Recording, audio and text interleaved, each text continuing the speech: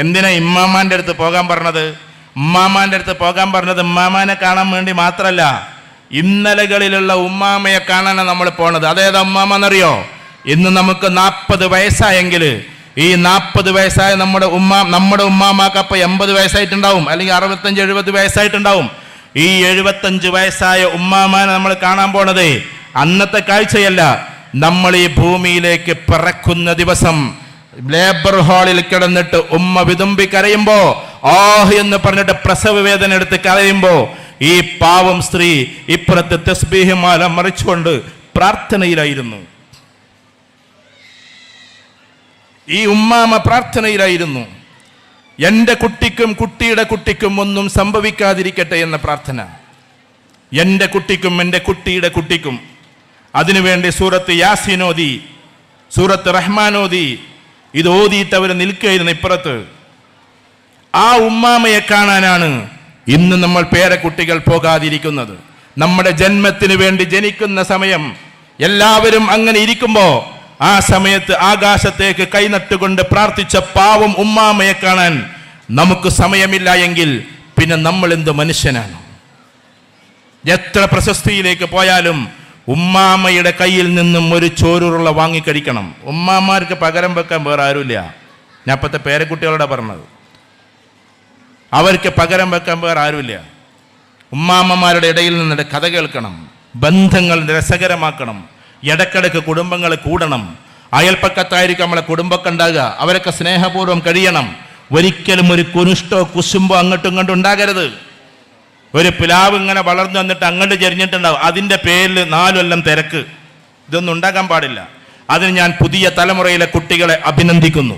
പുതിയ തലമുറയിലെ കുട്ടികളുണ്ടല്ലോ, ഈ പുതിയ തലമുറയിലെ കുട്ടികൾ എത്ര മനോഹരമാണെന്നറിയോ? 1 സെന്റിന് വേണ്ടി ഒരുപാട് വഴക്കടിച്ചവരാ നമ്മുടെ തലമുറക്കാർ. ഈ ഇരിക്കുന്നവരെന്നെല്ലാം പറഞ്ഞു നമ്മുടെ ആ പ്രായക്കാര്. പക്ഷേ 1 സെന്റിന് വേണ്ടി ഇനി ഒരിക്കലും ഈ കൂട്ടരുണ്ടല്ലോ, ഈ ചെറുപ്പക്കാർ, അവർ വഴക്കടിക്കില്ല. കാരണം ഒരിക്കലും നിങ്ങളിത് പ്രതീക്ഷിക്കണ്ട, അവർക്ക് വീടന്നെ വേണമെന്ന് നിർബന്ധമില്ല. പിന്നെന്തിനാ 1 സെന്റ് എന്നതാണ്. പുതിയ തലമുറയിലെ കുട്ടികൾക്ക് പിന്നെയുമുണ്ട് പ്രത്യേകത. ഞാൻ പഴമക്കാരെ ധിക്കരിക്കല്ല. ഇപ്പൊ നമ്മളിങ്ങനെ പോയി കഴിഞ്ഞാൽ ഇത് ഈ ഭാഗമാണ്, അങ്ങോട്ട് പോയാൽ ചമ്രവട്ടമാണ്, ഇങ്ങോട്ട് പോയാൽ പൊന്നാനിയാണ്, ഇങ്ങോട്ട് പോയാൽ ആലത്തൂരാണ്. അവിടെയൊക്കെ ഫ്രൂട്ട് ഷോപ്പിന്റെ മേലെ ഇങ്ങനെ ഒരു താർപ്പായ വെച്ചുകൊണ്ടാ പോവുക. അതിൻ്റെ അടിയിൽ 300 രൂപ വിലയുള്ള മാംഗോസ്റ്റിന് ഇരിപ്പുണ്ട്. അതിൻ്റെ അടിയിൽ 250 രൂപ വിലയുള്ള വലിയ വലിയ ഫ്രൂട്ട്സ് ഇരിപ്പുണ്ട്. ഒറ്റൊന്നു പോലും നഷ്ടപ്പെടൂല. എന്തുകൊണ്ടാണെന്നറിയോ? പുതിയ തലമുറയിലെ മക്കൾ കക്കുന്നവരെ അല്ല. അതാണ് അതിന്റെ പ്രത്യേകത. അതുകൊണ്ട് ആ കടക്കാര് ഫ്രൂട്ടിന്റെ മേലെ നേരെ ഇങ്ങനൊരു താർപ്പായും ഇട്ടുകൊണ്ട് പോണത്. പണ്ടത്തെ കാലത്ത് തമാശക്കെങ്കിലും അതെടുത്തുകൊണ്ട് അങ്ങോട്ടെങ്കിലും ഒന്ന് വലിച്ചെറിയും. ഞങ്ങളെ പറ്റിയല്ല പറഞ്ഞു കേട്ടോ. പണ്ടത്തെ കാലത്ത് അങ്ങനെയാണ്, കക്കൊന്നുമല്ല, വെറുതെ അതെടുത്തുകൊണ്ട് ആണ്ടൊന്നറിയാം. അതൊരു രസം കണ്ടെത്തുന്നിട്ട് അതിൽ. പുതിയ കുട്ടിയൊക്കെ അതിനൊന്നും നേരമില്ല. അവരാളുകളുടെ സാധനങ്ങളൊന്നും കേടെടുത്തൂല. അഥവാ ഏതെങ്കിലും കക്കണ ആളുണ്ടെങ്കിൽ അവൻ എന്തെങ്കിലും പുകവലിക്കാനോ കഞ്ചാവ് അടിക്കാനോ വേണ്ടിയിട്ടുള്ള കക്കലേ കക്കുള്ളൂ. അത്ര മോശക്കാരെ കക്കണവരുള്ളൂ, അല്ലാതെ സാധാരണ കുട്ടികളാരും കക്കണവരല്ല. പിന്നെ ഇപ്പാൻ്റെ പോക്കറ്റിൽ നിന്ന് ഒരു 200 ഉറുപ്പ്യൊക്കെ എടുക്കും. അതെന്തുകൊണ്ടാണെന്ന് അറിയാം? ഇപ്പം കൊടുക്കാത്തത് കൊണ്ടാണ്. അതിന് കളവ് നിങ്ങൾ വല്ലാണ്ട് വിളിക്കണ്ട. ഇപ്പം ഇടയ്ക്ക് മുട്ടായിക്കും ചോക്ലേറ്റിനൊക്കെ കായ് കൊടുക്കണം. ഇപ്പം പള്ളിക്കൊക്കെ 50,000 കൊടുക്കും, 25,000 മദ്രസക്ക് കൊടുക്കും, വരുന്നവർക്കൊക്കെ 5,000 കൊടുക്കും, 10,000 കൊടുക്കും. മക്കൾക്ക് 5 പൈസയും കൊടുക്കാതെ പിസ്കി ഇങ്ങനെ ഇരിക്കും. അത് മക്കൾക്കും വേണം കുറച്ചൊക്കെ കൊടുക്കുക. കൊടുത്ത് കേടെടുത്തണമെന്ന് ഞാൻ പറഞ്ഞില്ല. എല്ലാവർക്കും സന്തുലിതമായി കൊടുക്കണം. എല്ലാവർക്കും സന്തുലിതമായി. നമ്മളെ മക്കൾക്ക് നല്ലൊരു മന്തി തിന്നണമെന്ന് തോന്നിയാൽ, പണ്ടത്തെ കാലത്തൊക്കെ അങ്ങനെ ഉണ്ട്. വിരുന്നേര് വന്നാൽ നമ്മളിങ്ങനെ പ്ലേറ്റൊക്കെ നോക്കി ഇങ്ങനെ നിൽക്കും. ഞാൻ എൻ്റെ പേരത്തെ കഥയല്ല ഇപ്പം ഈ പറഞ്ഞു കേട്ടോ. നമ്മളമ്മക്ക് നല്ലോണം നമ്മളെ തീറ്റിച്ചിരുന്നു. നമ്മളിങ്ങനെ നോക്കിക്കും ഇവര് പോയിട്ടാണ് തിന്നാനെന്ന്.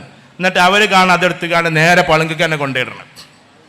കുട്ടിയൊക്കെ പഴയ കാലത്ത് എന്തൊക്കെ നടന്നല്ലേ? പഴയ കാലത്തെ കുറ്റപ്പെടുത്തല്ലേ? നമ്മളൊക്കെ കുട്ടിക്കാലത്ത് നമ്മളിങ്ങനെ നോക്കിക്കല ബിരിയാണിമക്ക് പോത്തോലം പോകുന്ന ആണുങ്ങൾ കാണിരുന്ന് അങ്ങനെ തിന്നണം. കുട്ടികളൊക്കെ അങ്ങനെ അലച്ചയോടുകൂടി നോക്കി നിൽക്കണം. അങ്ങനത്തെ ഒക്കെ ഒരു കാലം കഴിഞ്ഞു പോയി. എന്തൊരു ദുരന്തമായിരുന്നു അത്. കുട്ടികൾക്ക് കൊടുത്തിട്ട് മതി ഞമ്മക്ക്. പണ്ടൊക്കെ അങ്ങനെയല്ലായിരുന്നു. കല്യാണപ്പേരയിൽ കുട്ടികളെ ലാസ്റ്റാണ് ഇരുത്തുക.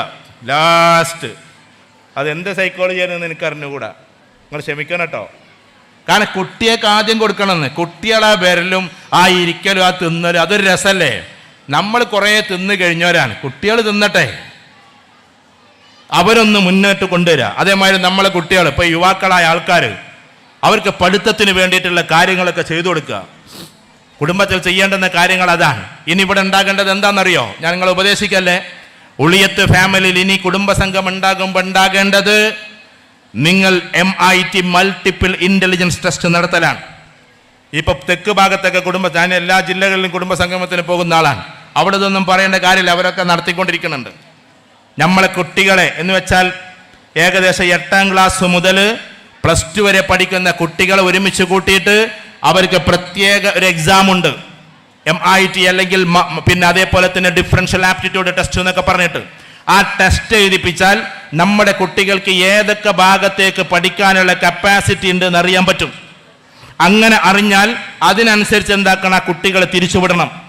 നമ്മളെ കുട്ടികളെ മാത്രമല്ല, നമ്മളെ കുടുംബത്തിലെ മൊത്തം കുട്ടികളെയും അങ്ങനെ ടെസ്റ്റ് എഴുതിയിട്ട് തിരിച്ചുവിട്ടാൽ ഡോക്ടർ ആകേണ്ടവർ ഡോക്ടറാകും, എഞ്ചിനീയർ ആകേണ്ടവർ എഞ്ചിനീയർ ആകും. അല്ലാതെ ഡോക്ടറാകാൻ ഒരു യോഗ്യതയില്ലാത്ത കുട്ടിനെ ചൈനയ്ക്കും പറഞ്ഞയച്ചെടുത്ത് എടുത്തുകാണ്ടോ അങ്ങനെ മേപ്പെട്ട് നോക്കി നടക്കണ്ട. അതിന് യോഗ്യതയുള്ളവരെ കൊണ്ട് അത് ചെയ്യിപ്പിച്ചാൽ മതി. ഡോക്ടർ ആവലാണ് ഈ ലോകത്തിൽ ഏറ്റവും ടോപ്പ് എന്നൊരു ധാരണ നമുക്ക് വേണ്ട. അതിനും അപ്പുറത്തേക്ക് ഇഷ്ടം പോലെ കരിയറുണ്ട്. കേരളക്കാരെ സംബന്ധിച്ചിടത്തോളം ഡോക്ടറാകല ഏറ്റവും വലുത്. എല്ലാ രക്ഷിതാക്കൾക്കും ഇപ്പം അത് എൻ്റെ കുട്ടി ഡോക്ടറാകണം, എൻ്റെ കുട്ടി ഡോക്ടറാകണം. ഡോക്ടറാകേണ്ടവരായിക്കോട്ടെ, നല്ലത്. വിശ്വകരന്മാർ നല്ലതാണ്.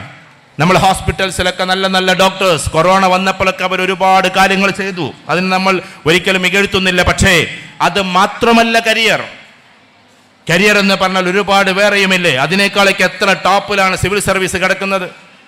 അതേപോലെ തന്നെ ഏറ്റവും ടോപ്പ് റേഞ്ചിലുള്ള യൂണിവേഴ്സിറ്റിയിലേക്ക് എത്തല്. ഞാനത് ഇനിയും പറഞ്ഞുകൊണ്ടേയിരിക്കും, അതാകുന്നത് വരെ. ടോപ്പ് 10 യൂണിവേഴ്സിറ്റി, അതിൽ കാംബ്രിഡ്ജ് ഉണ്ട്, ഓക്സ്ഫോർഡ് ഉണ്ട്, ടെക്സസ് ഉണ്ട്, കാലിഫോർണിയ യൂണിവേഴ്സിറ്റി ഉണ്ട്, ഹാർവാർഡ് ഉണ്ട്, സ്റ്റാൻഫോർഡ് യൂണിവേഴ്സിറ്റി ഉണ്ട്, ലണ്ടൻ സ്കൂൾ ഓഫ് എക്കണോമിക്സ് ഉണ്ട്. അതേപോലെ തന്നെ ഇത്തരത്തിലുള്ള ക്യാമ്പസിലേക്ക് നമ്മുടെ കുട്ടികൾ എത്തണം. ഇതാപ്പോ MES കുട്ടികൾ ആരെങ്കിലുമൊക്കെ ഇവിടെ ഉണ്ടാകാം. MES കഴിഞ്ഞ പ്രാവശ്യം ഞാൻ ഈ ഓഗസ്റ്റ് 15 ഞാനായിരുന്നു സംസാരിക്കാൻ വേണ്ടി പോയത്. അവിടെ ഞാൻ ഒരു സ്കൂളിനെ പറയല്ലോ, MES തിരൂര്. അവിടെ കുട്ടികൾ നല്ല രസകരമായിട്ട് അവരുടെ കുറേ ഓഗസ്റ്റ് 15 പ്രോഗ്രാമൊക്കെ നടത്തി സല്യൂട്ട് സ്വീകരിക്കുന്നതും അത് കൊടുക്കുന്നതൊക്കെ നമ്മൾ തന്നെയായിരുന്നു. അതിനുശേഷം അവരോട് 1.5 മണിക്കൂർ ഞാൻ സംസാരിച്ചു. ആ സംസാരിച്ചു കൊണ്ടിരിക്കവേ ഞാൻ പറഞ്ഞു, ഇവിടുത്തെ കുട്ടികളോട് ഏകദേശം ഇനി നിങ്ങൾ പോകേണ്ടത് ലണ്ടൻ സ്കൂൾ ഓഫ് എക്കണോമിക്സിലേക്കാണ്, ഇനി നിങ്ങൾ പോകേണ്ടത് ഓക്സ്ഫോർഡിലേക്കാണ്, ഇനി നിങ്ങൾ പോകേണ്ടത് കാംബ്രിഡ്ജിലേക്കാണ്. ഇതൊക്കെ പറഞ്ഞപ്പോൾ പ്രിൻസിപ്പൽ സാർ വന്നുകൊണ്ട് എന്നോട് പറഞ്ഞു, സാർ കഴിഞ്ഞ വർഷം ഇവിടെ നിന്നൊരു കുട്ടി ലണ്ടൻ സ്കൂൾ ഓഫ് എക്കണോമിക്സിൽ എത്തിയിട്ടുണ്ട്, അതാണ് ഇനി നടക്കേണ്ടത്. കാരണം അത് ഏജൻസി മുഖാന്തരം പോകേണ്ടതല്ല, അത് കുട്ടികൾ ടെസ്റ്റുകൾ എഴുതി ആ ഷാർപ്പ് ലൈനിലേക്ക് കയറി പോകേണ്ടതാണ്. ഇനിയുള്ള കാലം അതാണ്. വിദേശ യൂണിവേഴ്സിറ്റിയിലേക്ക് പഠിക്കാൻ പോകുന്ന കുട്ടികൾ, ചിലപ്പോൾ നമ്മളെ കുട്ടികൾ ലണ്ടനിലേക്ക്, കാനഡയിലേക്ക്, ഓസ്ട്രേലിയയിലേക്കൊക്കെ പഠിക്കാൻ പോകാറുണ്ട്. അവിടെ ഏറ്റവും താഴ്ന്ന യൂണിവേഴ്സിറ്റികളുടെ, ദയവ് ചെയ്ത് അതിലേക്ക് നമ്മൾ പോകരുത്. ഫീസ് നോക്കിയിട്ടല്ല നമ്മൾ പോകേണ്ടത്. ചിലപ്പോൾ 10 ലക്ഷം 8 ലക്ഷം എന്നൊക്കെ പറഞ്ഞ് കുറഞ്ഞ ഫീസിൽ ലണ്ടനിൽ ഏതെങ്കിലും യൂണിവേഴ്സിറ്റി പഠിപ്പിക്കുന്നുണ്ടെന്നും പറഞ്ഞിട്ട് അങ്ങനെ പോകരുത്. നിങ്ങൾ ഏറ്റവും ടോപ്പ് റേഞ്ചിലുള്ള ക്യാമ്പസിലേക്ക് എത്താൻ നിങ്ങൾക്ക് പൈസയും ആവശ്യമില്ല, തലണ്ടായാൽ മതി. അതുകൊണ്ട് ഉന്നത കലാലയങ്ങളിലേക്ക് എത്താനാണ് ശ്രമിക്കേണ്ടത്. അല്ലെങ്കിൽ നമ്മളവിടെ പോയാൽ, ഇപ്പോൾ UK നമ്മൾ പോകുന്നതെങ്കിൽ വലത്തെ ഭാഗത്ത് പാകിസ്ഥാനി ഉണ്ടാവും, ഇപ്പുറത്ത് നേപ്പാളി ഉണ്ടാവും, അപ്പുറത്ത് ആരുണ്ടാവും, പിന്നെ നമ്മുടെ ഇന്ത്യക്കാരനുണ്ടാകും. ഇതിൻ്റെ ഇടയിൽ നിന്ന് പഠിക്കേണ്ടി വരും. 150 രാജ്യക്കാരെങ്കിലുമുള്ള 100-ലേറെ രാജ്യക്കാരുള്ള ക്യാമ്പസിൽ പോയിട്ടാണ് നമ്മൾ പഠിക്കേണ്ടത്. അതിന് റസൽസ് ഗ്രൂപ്പിൽ വരുന്ന യൂണിവേഴ്സിറ്റികളാണ് നമ്മൾ തിരഞ്ഞെടുക്കേണ്ടത്. അങ്ങനെ വിദ്യാഭ്യാസത്തിൻ്റെ മൂർധന്യതയിലേക്ക് നമ്മളെ കുട്ടികളെ കൊണ്ടുപോകണം. വിദ്യാഭ്യാസത്തിൻ്റെ ഉത്തംഗതയിലേക്ക് നമ്മളെ കുട്ടികൾ കയറിപ്പോകണം. അത് നമ്മുടെ ഏറ്റവും വലിയ ശ്രദ്ധയാകണം. അതിന് വീട്, നമ്മുടെ പരിസരം സ്നേഹോഷ്മളമായിരിക്കണം.